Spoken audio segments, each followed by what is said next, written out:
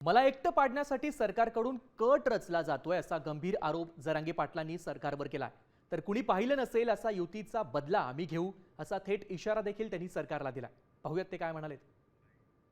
जरांगे पाटलाचं आंदोलन, त्याच्यातून कुणबी प्रमाणपत्र मिळाले आणि प्रमाणपत्र धोक्यात, अमुक धोक्यात, तमुक धोक्यात, हे जे पेरलं गेलं ना, हे सरकारनं जाणून बुजून ही कट रचलाय खूप मोठा.